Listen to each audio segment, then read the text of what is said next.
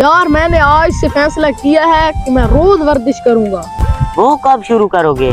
कल से यार शुरू करूंगा। मैंने भी फैसला किया है कि रोज पढ़ूंगा। कब से? मैंने भी जल्दी सोना शुरू करना है। कब से? कल से कल से।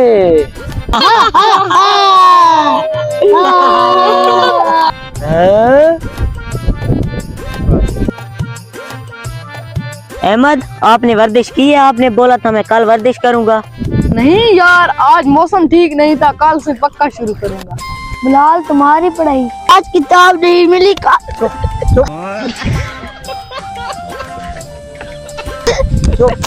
आज किताब नहीं मिली, कल से शुरू करूंगा।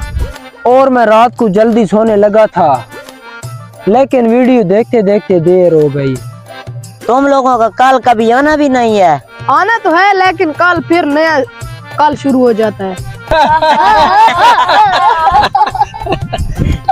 दोस्तों, अगर हम हर काम कल पर छोड़ते रहेंगे तो कोई काम भी नहीं होगा। बात तो सही है, क्योंकि कामयाबी कल से नहीं आज से शुरू होनी चाहिए। जो काम आज हो सकता है उसे कल पर मत छोड़े।